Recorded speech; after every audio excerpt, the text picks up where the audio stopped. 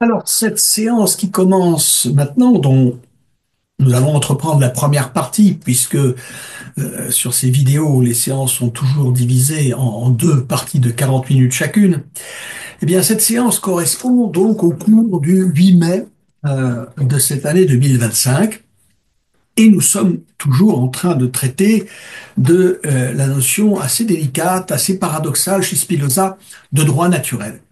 Bon, j'ai expliqué, je pense de façon assez précise et détaillée, ce dont il s'agit sous cette expression de droit naturel dans la philosophie de Spinoza.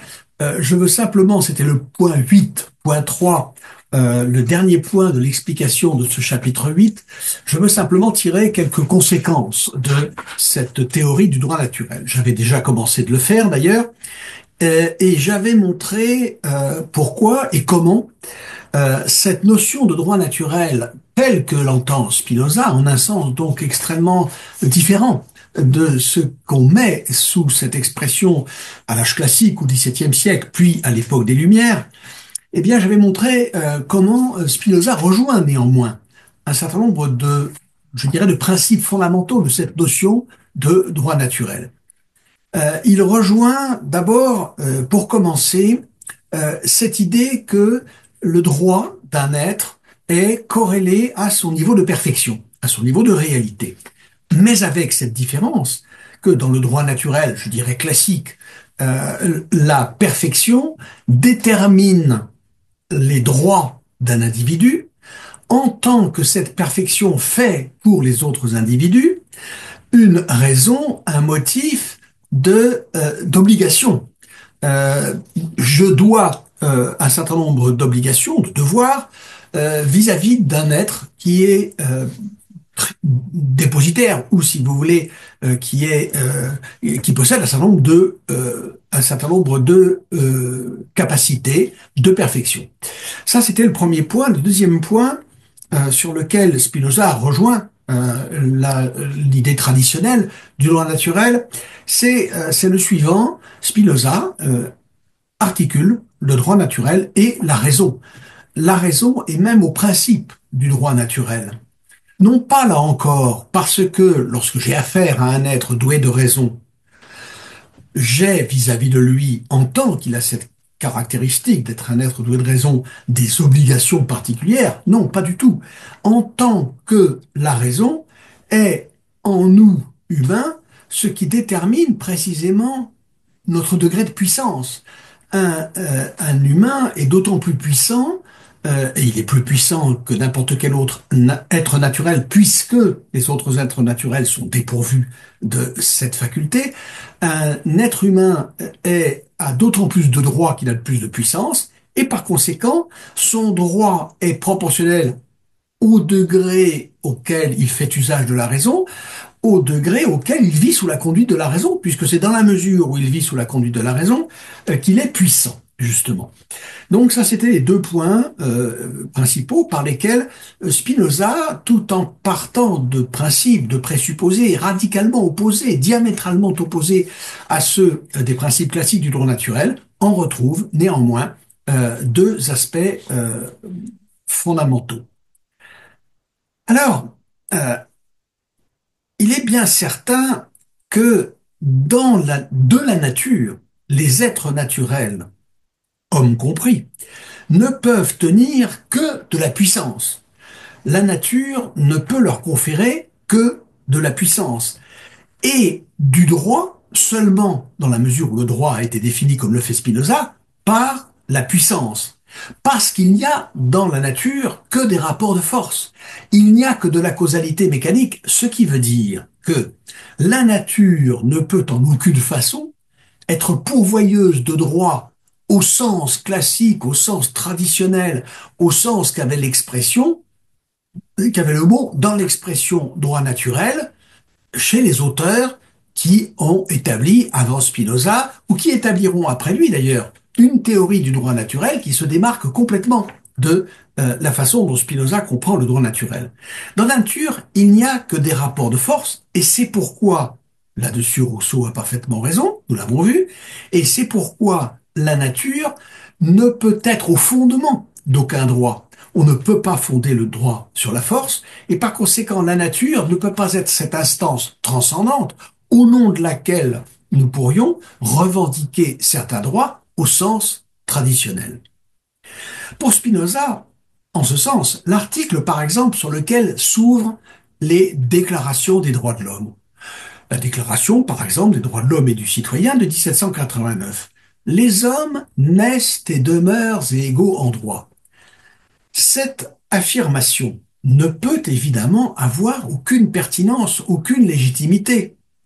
Dans la conception traditionnelle du droit naturel, qu'est-ce qu'elle signifie? Elle signifie ceci, qu'à partir du moment où vous appartenez à l'espèce humaine, cette appartenance entraîne, emporte avec elle le fait d'être titulaire d'un certain nombre de droits. Ça peut se comprendre au sens de l'acception classique du droit naturel, acception dont Spinoza a toutes les raisons de nous dire qu'elle ne peut pas avoir de signification dans une nature où il n'y a que des rapports de force. Dans une nature de cette sorte, il est évident à la naissance, les humains ne sont pas du tout les égaux de ceux qui sont nés avant, tout simplement parce qu'ils sont moins puissants. Il n'y a rien de moins puissant qu'un nouveau-né. Et par conséquent, au sens spinoziste de l'idée droit naturel, le nouveau-né est ce qui a le moins de droits. Ce qui a le moins de droits. Ce pourquoi, alors là j'anticipe un peu sur ce qu'il va venir après, si nous voulons, et Spinoza le veut, et Spinoza y tient, si nous voulons que l'enfant ait des droits, il va falloir les instituer. La nature ne les lui donne pas. La nature ne lui confère en tant que tel aucun droit. Il faudra que ces droits soient institués. Ainsi, tout ce qui relève du jugement de valeur, de la normativité, tout cela est absent de la nature. Par exemple, Spinoza nous dit, c'est la proposition 19 de la deuxième partie de l'éthique, pardon, non, je me trompe de référence, oui, oui, si, c'est ça, proposition 19 de la deuxième partie de l'éthique, le péché, entendez la faute, hein, n'entendez pas le mot péché spécialement dans un sens religieux et encore moins dans un sens chrétien. Le péché ne peut donc se concevoir que dans un état, c'est-à-dire s'il a été décidé, en vertu du droit de commander qui appartient à la communauté, quelle chose est bonne, quelle chose est mauvaise, et si nul n'a le droit de faire quoi que ce soit, sinon en vertu d'un décret ou d'un consentement commun. C'est-à-dire, c'est seulement en tant que la loi, l'autorité politique, a établi que rien ne pourrait se faire qui ne soit dans le cadre de ce qui a été en commun décidé, qui s'appellera dans un autre contexte la souveraineté populaire, si vous voulez, eh bien, dans la mesure où, c'est seulement dans la mesure où une décision de cette sorte aura été prise qu'il y aura du permis, du défendu, qu'il y aura du péché, de la faute. Cela fait écho à ce qu'on lisait dans le traité politique, au 18e paragraphe du deuxième chapitre, où Spinoza écrivait «Il n'y a pas de péché dans l'état de nature». Il n'y a pas de péché dans l'état de nature. Entendez par l'état de nature, non pas un état dans lequel les humains vivraient isolés, séparés les uns des autres, dans un milieu resté entièrement naturel, c'est-à-dire aucunement transformé, par exemple dans les forêts, comme dans certaines théories de l'état de nature au XVIIe ou au XVIIIe siècle. Par exemple, dans le discours sur l'origine et les fondements de l'inégalité parmi les hommes de Rousseau.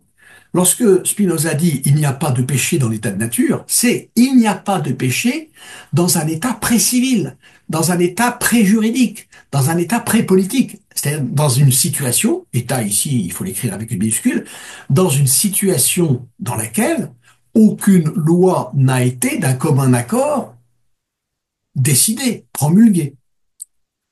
De même, par exemple, justice et injustice n'ont de sens que relativement à l'institution humaine de certaines dispositions juridiques qui vont définir comme juste ou comme injuste certaines manières de se comporter. Paragraphe 23 de ce même traité politique, toujours dans la deuxième partie, il n'y a rien dans la nature qu'on puisse dire appartenir de droit à l'un et non à l'autre, mais tout est à tous. C'est-à-dire que chacun a droit dans la mesure où il a pouvoir. Tant qu'aucune loi n'a défini les critères en vertu desquels quelqu'un peut être propriétaire de quelque chose dont les autres ne seront pas propriétaires, ce qui est la définition de la propriété, tant que la loi n'a pas fixé des critères de cette sorte, eh bien, rien n'est à personne. Ou si vous préférez, tout est à tous, ce qui revient au même, tout est à tous en fonction de la puissance de chacun. Je répète, tout est à tous, c'est-à-dire que chacun a droit dans la mesure où il a pouvoir, dans la mesure où il a puissance. Ne comprenez pas que Spinoza nous dise que dans l'état de nature, c'est le communisme. Parce que ce qui s'appelle communisme, c'est l'affirmation d'un droit égal de tous les humains sur, alors, par exemple, les réalités naturelles, ou même d'ailleurs sur les biens produits par la société, ce qui est la définition du communisme. Mais Spinoza ne nous dit pas que la nature est régie dès le départ, d'emblée, avant même toute institution humaine, que la nature serait régie euh, des, euh, euh, des règles ou par un code qui, relativement à la possession et à la propriété, se rapprocherait de quoi que ce soit qu'on puisse appeler communisme, en aucune façon. Et donc, euh, si l'on veut qu'il y ait un droit, si l'on veut qu'il y ait du bien et du mal, si l'on veut qu'il y ait du permis et du défendu, eh bien, il faut instituer tout cela. Et qu'il y ait du permis et du défendu, qu'il y ait un droit, qu'il y ait des fautes et qu'il y ait du mérite, Spinoza le veut, absolument. Il le veut même ardemment. Simplement, ça signifie que de telles règles, il faut que la, la société, il faut que les institutions, ces règles, les promulguent. Il faut inscrire tout ça dans des lois, ce qu'on fait précisément en rédigeant des codes, en instituant ce qui s'appelle un droit positif. Mais certainement pas, par exemple, en publiant des déclarations des droits en tant que ces droits seraient qualifiés de naturels. Car comme je l'ai dit, il est contradictoire d'affirmer l'existence d'un droit naturel qui garantirait l'égalité de tous les humains dès la naissance. Les hommes naissent et demeurent libres et égaux en droit. Non, pas du tout, puisqu'il n'y a rien de plus évident, il n'y a rien de plus factuel que l'inégalité des puissances entre les humains, a fortiori, si on compare les humains lorsqu'ils naissent avec les humains, ceux qui sont demeurés humains, c'est-à-dire qui sont demeurés vivants, et qui jouissent d'un degré de puissance très supérieur, puisqu'ils sont parvenus à l'âge adulte.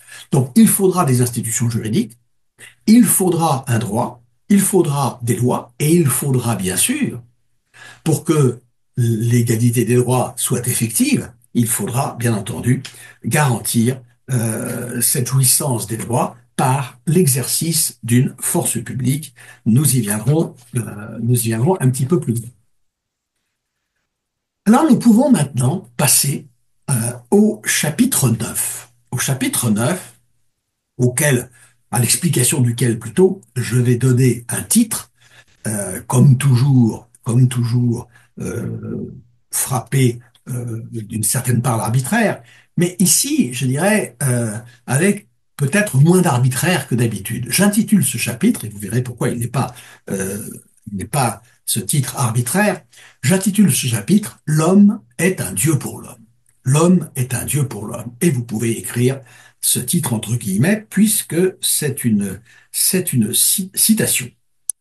Alors, euh, l'homme est un Dieu pour l'homme. Qu'est-ce que cela signifie? C'est ce que nous allons expliquer maintenant à partir de l'explication de ce chapitre 9 que je vais commencer par lire. Rien ne peut mieux s'accorder avec la nature d'une chose que les autres individus de même espèce. Et à plus forte raison, pour l'humain, par le chapitre 7, il n'y a rien de plus utile à la conservation de son être et à la jouissance d'une vie rationnelle qu'un humain conduit par la raison. Puisqu'enfin, parmi les choses singulières, nous ne connaissons rien qui soit plus précieux qu'un humain conduit par la raison, personne ne peut mieux montrer ce qu'il vaut par son talent et ses aptitudes qu'en éduquant les humains de façon qu'ils vivent enfin sous la souveraineté sans partage de la raison. Alors, nous allons expliquer ce chapitre dont nous allons voir qu'il constitue une sorte de tournant dans la continuité de l'appendice à la quatrième partie. Je vais expliquer donc ce chapitre en commençant par essayer de mettre en évidence la place qu'il occupe dans le cours du développement de cet appendice, à la place où ce chapitre se trouve. Ce sera donc le premier point, 9.1, place du chapitre 9 dans la structure de l'appendice. Place du chapitre 9 dans la structure générale de cet appendice à la quatrième partie. Alors, lorsque nous lisons ce chapitre 9, nous constatons qu'un mouvement de rétrogradation, une espèce de retour, s'accomplit ici, dans les lignes que nous venons de lire, un retour vers la question qui avait été soulevée au chapitre 7. Au chapitre 7, lorsque Spinoza avait expliqué à quelles conditions des entités individuelles, des réalités individuelles, de quelque nature que ce soit, quelle qu'elle soit, humaine ou autre, Spinoza avait expliqué à quelles conditions des réalités individuelles vouées à coexister, à interagir, à habiter ensemble, si vous voulez, à quelles conditions ces réalités individuelles vouées à interagir pouvaient conserver, accroître ou au contraire, voire diminuer leur puissance d'agir respective. C'était l'objet, vous vous souvenez, du chapitre 7, et cette réflexion va ici se prolonger et va s'enrichir dans une étape nouvelle. Nous avions vu que ces fluctuations de la puissance d'agir dans les conditions de la coexistence de réalités existant les unes à côté des autres, nous avions vu que ces fluctuations de la puissance d'agir étaient déterminées par le degré de convenance de ces réalités entre elles. Des réalités peuvent convenir entre elles, peuvent se convenir plus ou moins, et ce degré de convenance est lui-même toujours susceptible de varier entre les natures respectives de ces entités individuelles, de ces réalités individuelles. Donc les conditions de la coexistence, c'est celle-ci. Des réalités individuelles, des individus existent ensemble, ont à exister et à vivre éventuellement, si ce sont des vivants les uns en relation, en rapport avec les autres, et dans ces conditions qui leur sont faites, eh bien, ils sont amenés à voir leur puissance d'agir augmenter, se maintenir, diminuer, et cela en fonction du degré de convenance qui existe entre leurs natures respectives. Ça, c'est ce que nous avions vu au chapitre 7. On pourrait appeler cette conclusion du chapitre 7, enfin qui en faisait la substance, loi de convenance réciproque des natures individuelles. Voilà. Il y a une loi de convenance réciproque des natures individuelles, et de même que la loi de la gravitation universelle préside à la rotation des planètes autour du Soleil, préside à la chute des corps, par exemple, eh bien cette loi de convenance réciproque des natures individuelles constitue le premier fondement sur lequel repose la compréhension de ce qui va se jouer dans les rapports sociaux entre les humains, dans les rapports entre des individus humains engagés dans ces rapports qui constituent la société. Nous savons, parce que ça c'est un fait qui s'observe, qui se constate tout simplement, et qu'il n'est pas nécessaire d'avoir beaucoup réfléchi sur la société pour avoir vu, euh, nous savons que ces rapports sociaux sont appelés à se décliner sous une très grande variété de formes spécifiques. les rapports sociaux se déclinent sous l'espèce des rapports économiques, des rapports financiers, commerciaux, des rapports juridiques, des rapports politiques, mais aussi des rapports affectifs, des rapports, par exemple, sexuels dans le couple, ou, par exemple, dans la prostitution, qui combine le sexe et le commerce d'un rapport économique. Des variantes multiples à un degré presque infini existent. Par exemple, il en est question dans ce chapitre, c'est pour ça que je le mentionne tout de suite, il y a dans les rapports sociaux une dimension au moins possible, pas toujours présente, mais virtuellement possible, d'éducation, une dimension pédagogique. Et les formes de relations sociales étant extrêmement diverses, chaque individu se trouve engagé vis-à-vis de ses semblables dans les rapports sociaux selon une combinaison de ces formes qui varient en fonction de chacune des relations établies par un individu avec d'autres individus.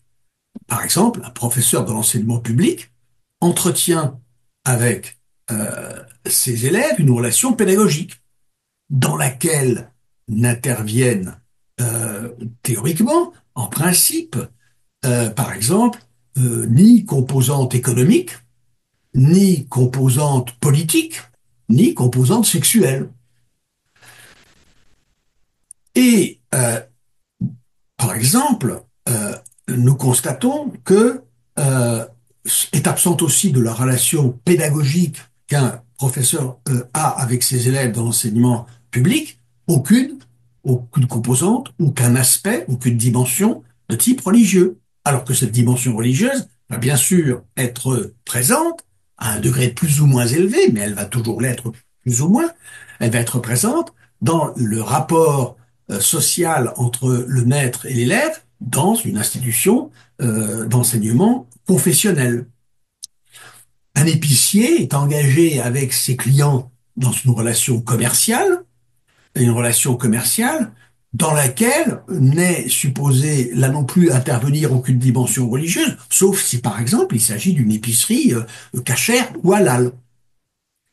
On pourrait multiplier les exemples évidemment à l'infini.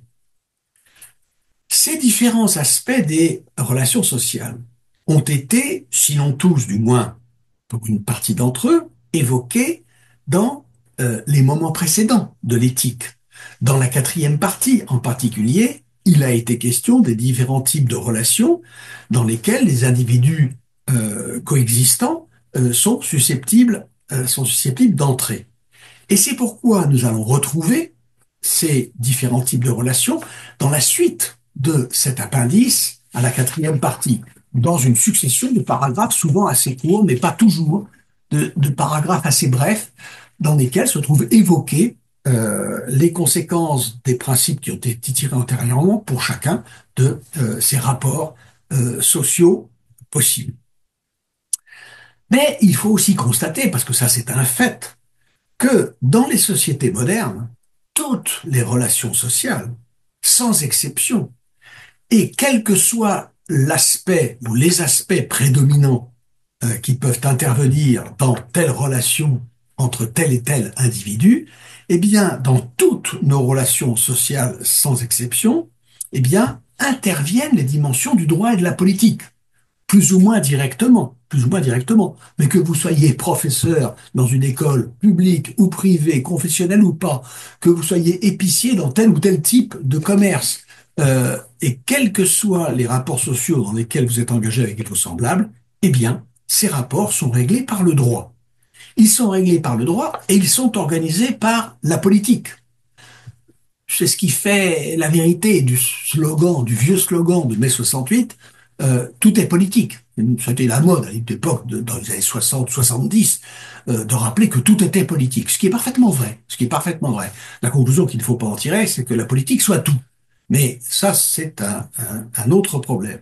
Donc, toute relation sociale est organisée selon le droit et plus ou moins directement par les choix, par les décisions politiques, et c'est pour cela que Spinoza a dû, dans le chapitre précédent, établir le second pilier sur lequel doit reposer la compréhension des rapports individuels dans les sociétés humaines, le premier étant cette loi de convenance réciproque des natures individuelles, second pilier sur lequel reposent les rapports individuels dans la société, le principe, la nature, le concept de droit naturel.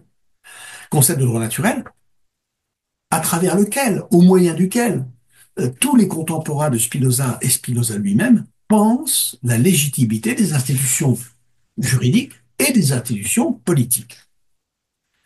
Alors, muni de cette loi de convenance réciproque des natures individuelles, premier pilier de la compréhension du social, si vous voulez, muni en outre du concept du droit naturel, défini comme puissance, deuxième pilier de notre appréhension, de notre compréhension des rapports sociaux.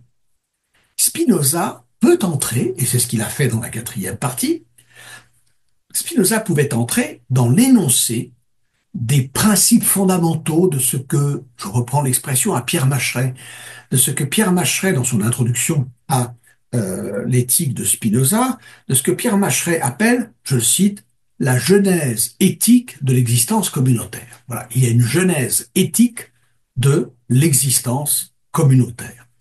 Nous pouvons comprendre la façon dont se met en place, dont s'organise l'existence communautaire à partir des principes établis depuis le début de la première partie dans ce livre, l'éthique. Alors, ces principes dépendent principalement des analyses menées dans la quatrième partie, et plus spécialement dans la quatrième partie, aux propositions 29 et suivantes. Alors, je n'ai pas le temps, malheureusement, le temps me manque pour entrer dans l'analyse détaillée de ces propositions 29 et suivantes de la quatrième partie. J'ai pas le temps de les expliciter. Bah écoutez, lisez ou relisez cette quatrième partie de l'éthique. Seulement, on va voir qu'il ne suffit pas à Spinoza d'expliquer d'où vient, quelle est la genèse de l'existence communautaire. Spinoza ne peut pas s'en tenir seulement à la genèse à la formation de l'existence communautaire des humains dans la société. Il va lui falloir aussi, et c'est ce qu'il a fait dans la quatrième partie, tirer de ces principes des préceptes pratiques, des commandements, si vous voulez. Et cette nécessité, elle se manifeste ici, dans ce chapitre 11, en tant qu'il est une récapitulation, un résumé de ce qui a été dit précédemment dans le cours du texte.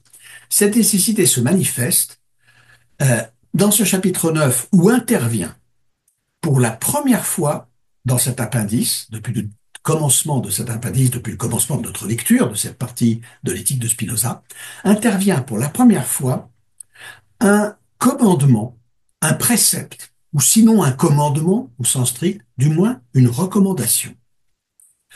En effet, ce chapitre 9 se présente en deux parties, en deux moments. Il commence par l'énoncé d'une loi individuelle, qui est considérée dans sa généralité, en tant que cette loi vaut pour une chose, Spinoza ne dit pas laquelle, et une chose quelle qu'elle soit. Voici cette loi, rien ne peut mieux s'accorder avec la nature d'une chose que les autres individus de même espèce. Ça, c'est une loi générale qui vaut pour tous les êtres naturels, quel que soit leur type, des choses inertes, des êtres vivants, des êtres humains, quelque chose que ce soit sera placé sous ce régime. Rien ne peut mieux s'accorder avec la nature d'une chose que les autres individus de même espèce. Je vais prendre un exemple à un degré le plus élémentaire. Prenez un bloc de granit. Bah, un bloc de granit s'entend très bien, si j'ose utiliser cette expression, avec les autres blocs de granit qui se trouvent à proximité. En revanche, il risque de s'entendre beaucoup moins bien avec, je veux dire, il risque d'être beaucoup plus entravé dans l'expression de sa puissance d'agir. Bon, puissance d'agir qui pour un bloc de granit se manifeste, ne s'exprime pas par beaucoup plus que sa résistance à la destruction, eh ben, il va s'entendre beaucoup moins bien et il va voir sa puissance d'agir considérablement menacée par certains autres types d'êtres, par exemple euh, des humains venus qui se sont dirigés vers un gisement de granit pour en extraire des blocs qu'ils décideront par exemple à faire des constructions, à paver les rues, etc. Et s'il s'agit d'un bloc de calcaire, par exemple, ce bloc de calcaire ne verra pas sa nature s'accorder de façon optimale avec, par exemple, de l'acide chlorhydrique. Parce que l'acide chlorhydrique, eh bien, a sur le calcaire un effet corrosif. Donc, nous voyons d'abord l'énoncé d'une loi naturelle qui est ici, euh, énoncée dans sa valeur absolument générale. Ensuite, cette loi se trouve rapportée à l'humain, auquel elle va s'appliquer a fortiori. Donc, rien ne peut mieux s'accorder avec la nature d'une chose que les autres individus de même nature, et à plus forte raison, a fortiori, pour l'humain, il n'y a rien de plus utile à la conservation de son être et à la jouissance d'une vie rationnelle qu'un humain conduit par la raison. Donc, une loi d'abord énoncée dans sa généralité, puis spécifiée par rapport à l'humain en tant qu'elle concerne l'humain. Nous savons, il est intéressant de le rappeler ici, que la conservation est une fin visée par le conatus de tout être, qu'il soit naturel, de quelque nature que ce soit, un être humain ou autre. La conservation est une fin visée par le conatus de tout être, quel qu'il soit. La jouissance d'une vie rationnelle n'est évidemment objet de désir que pour l'humain, dont elle exprime, je le rappelle, au plus haut degré, la puissance d'agir, c'est-à-dire le conatus. Ça, c'était la première partie de ce chapitre 9. Une loi, d'abord énoncée dans sa généralité, ensuite spécifiée, rapportée à l'être humain. Deuxièmement, l'énoncé d'un précepte éthique. L'énoncé, sinon d'un commandement, comme je l'avais dit, du moins d'une recommandation. Je lis ce qui est écrit dans la suite. Puisqu'enfin, parmi les choses singulières, nous ne connaissons rien qui soit plus précieux qu'un humain conduit par la raison, rappel de ce qui vient d'être dit, personne ne peut mieux montrer ce qu'il vaut par son talent et ses aptitudes qu'en éduquant les humains de façon qu'ils vivent enfin sous la souveraineté sans partage de la raison. En éduquant les humains. Voilà. Fait irruption ici, et c'est la première fois depuis que nous avons commencé de lire cet appendice à la quatrième partie, fait irruption un précepte. Voilà. Voilà maintenant ce qu'il faut faire. Notez bien d'ailleurs que, et ça c'est très caractéristique de la philosophie éthique de Spinoza, de la morale spinoziste, c'est très caractéristique que Spinoza justement ne n'énonce pas ce commandement sous la forme d'un impératif. Il ne dit pas vous devez éduquer vos semblables humains. Il ne vous dit pas éduquez-les. Il vous dit personne ne peut mieux montrer ce qu'il vaut par son talent et ses aptitudes qu'en éduquant les humains, de façon qu'ils vivent enfin sous la souveraineté sans partage de la raison. Nous avons affaire à un énoncé descriptif, beaucoup plus qu'impératif. Nous avons affaire à l'énoncé d'une vérité universelle et non point d'un commandement ou d'un devoir qui s'imposerait à tout être humain. Alors, nous devons donc, en tant qu'humains, travailler à éduquer les humains de façon qu'ils vivent enfin sous la vraie souveraineté sans partage de la raison. Alors, c'est maintenant qu'il va falloir entrer dans l'explication du titre que j'ai donné à cette partie, à cette section consacrée au chapitre 9. J'avais intitulé donc ce chapitre « L'homme est un Dieu pour l'homme ». L'homme est un Dieu pour eux. Cette formule est une citation que je trouve, je tire de Scoli, de la 35e proposition de la quatrième partie. C'est dans ce Scoli que Spinoza énonce cette vérité en cette affirmation en ajoutant que, je le cite, presque tout le monde a ce mot à la bouche. L'homme est un Dieu pour l'homme, presque tout le monde a ce mot à la bouche. Ça, c'est quelque chose qui a de quoi surprendre, parce que d'une part, on n'est pas habitué à ce que une tournure rhétorique à ce point empreinte d'emphase hyperbolique, parce que tout de même, l'homme est un dieu pour l'homme. Bon, c'est tout de même, c'est une formule qui, on va dire, euh, est un peu étrange lorsque on examine le répertoire de ce que presque tout le monde a à la bouche. On n'entend pas souvent dire que l'homme est un dieu pour l'homme. Donc, premièrement, euh, c'est quand même un peu surprenant de voir Spinoza nous dire que presque tout le monde dit ça. D'autre part, ce qu'on constate quand on entend, quand on écoute parler les humains à propos des autres humains, ce qu'on constate, c'est qu'ils sont en général beaucoup plus spontanément enclins à insister sur les antagonismes, sur le caractère conflictuel que donnent si souvent à voir les rapports entre les humains, beaucoup plus souvent qu'à nous dire que les rapports entre les hommes sont régis par une formule telle que l'homme est un dieu pour l'homme. Comment donc Spinoza peut-il dire que presque tout le monde a ce mot à la bouche?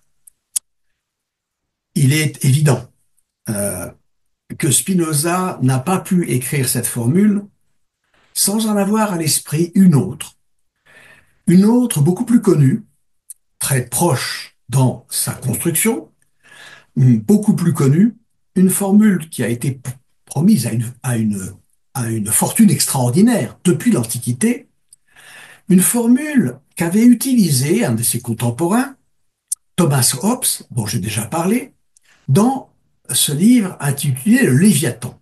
J'expliquerai ce titre un petit peu plus loin. Le Léviathan est un livre qui était paru 2 ans avant que Spinoza n'achève l'éthique à peu près en 1675. Et euh, dans le Léviathan, on trouve une formule que Hobbes utilise comme métaphore de la lutte de tous contre tous dans l'état de nature. Cette formule, cette expression, vous la connaissez, c'est l'homme est un loup pour l'homme. L'homme est un loup pour l'homme. Bon, c'est une formule dont Hobbes n'a pas le privilège de l'avoir inventée, puisqu'elle remonte au IIIe siècle avant notre ère. On la trouve chez Plaute, chez l'auteur de comédie latin Plaute. L'homme est un loup pour l'homme. Alors, je ne vais pas refaire l'histoire de cette formule. Vous pouvez consulter l'article Wikipédia il y a un article consacré à cette formule. L'homme est un loup pour l'homme. Je vais me concentrer sur la signification que prend cette formule chez Thomas Hobbes. Alors, ce sera le point 9.2.1. 9.2.1, bon, le point 9.2, c'était l'homme est un Dieu pour l'homme.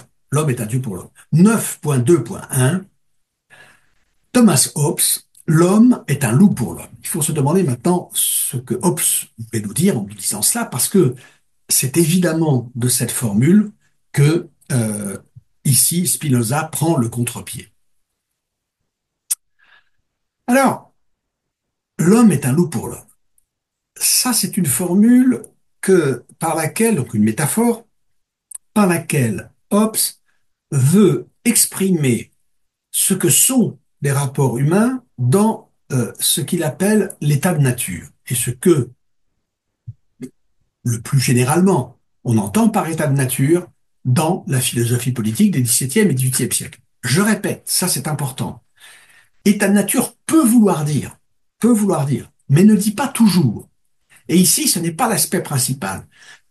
État de nature peut vouloir dire état, situation d'êtres humains vivant dispersés, sans relation sociale les uns avec les autres, dans une nature non transformée, le plus souvent d'ailleurs, quand une description en est faite, dans les forêts. Si vous voulez vous donner une idée de ce à quoi peut ressembler cet état de nature, en ce sens, en ce premier sens, au sens, je dirais, le plus fort, si vous voulez, vous lisez la première partie du discours sur l'origine et les fondements de l'inégalité parmi les hommes de Rousseau. Mais ici, il ne s'agit pas de cela. Il s'agit, sous l'expression état de nature, d'évoquer une situation dans laquelle, sans doute, les humains ont déjà des rapports sociaux, ils vivent ensemble, ils entretiennent certaines relations, qui peuvent être d'ailleurs très suivies, très étroites, mais ces relations s'effectuent hors de toute relation de droit, hors de tout rapport de droit, hors de tout ordre juridique, et a fortiori de tout ordre politique. Eh bien, ça, c'est un état pré-civil, car en général, à cet état de nature, on oppose ce qu'à l'époque, on désigne sous l'expression d'état civil. État civil, ce qui veut dire plus qu'état social, une société, mais dans laquelle les rapports interhumains sont organisés par des règles de droit. L'état de nature, c'est donc une situation dans laquelle des humains vivent ensemble, mais sans que leur rapport soit régi, réglé par aucune loi, par aucun droit. Pensez à ces situations décrites dans des œuvres de fiction, dans des livres ou dans des films, dans lesquels on nous montre des humains qui entretiennent des relations, des rapports, souvent, je répète, très étroits, voire intimes, mais des rapports tels que plus aucun droit ne s'applique à ces relations.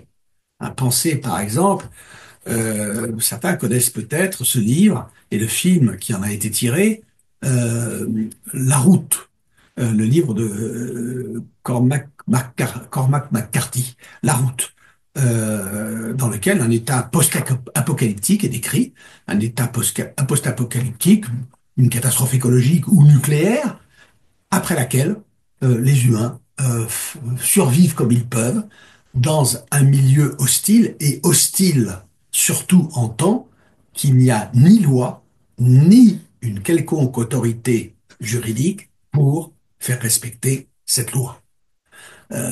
C'est par exemple la situation décrite dans un film de Jacques Audiard qui s'appelle Un prophète. C'est un film qui se déroule dans une prison, lieu théoriquement soumis à la légalité républicaine, mais dans laquelle il n'existe plus que des rapports de force. La direction et les personnels de la prison étant tombés dans la corruption, eh bien la loi qui règne, c'est la loi des clans, c'est la loi des gangs qui sont incarcérés dans cette prison. Il n'y a pas de droit, il n'y a pas de loi, il n'y a pas d'État. Il n'y a pas d'État. C'est ce qu'on appelle, si vous voulez, aujourd'hui, dans un langage que tout le monde connaît, une zone de non-droit. Eh bien, ça, c'est l'état de nature. Voilà, ça, c'est l'état de nature. Eh bien, dans cet état de nature, nous dit Thomas Hobbes, eh bien, l'homme est un loup pour l'homme. Je vais m'arrêter ici et j'expliquerai dans la deuxième partie de cette séance d'aujourd'hui, donc 8 mai 2025, j'expliquerai ce dont il retourne sous cette expression l'homme est un loup pour l'homme. Bon, je vous souhaite une bonne fête du 8 mai 45, du 8 mai 2025. Je rappelle que ce 8 mai renvoie à un épisode d'Histoire de France, mais ça, je pense que je ne l'apprends à personne, mais je vous invite à repérer les bourdes que vous allez entendre à la radio ou à la télévision quand on vous dira que le 8 mai commémore l'armistice de 1945. Le 8 mai, c'est pas un armistice. Le 8 mai, c'est la capitulation sans condition de l'Allemagne nazie. Et ça fait une différence considérable. Je ferme cette petite parenthèse et je vous donne rendez-vous pour la deuxième partie de ce cours du 8 mai 2025. Je vous remercie.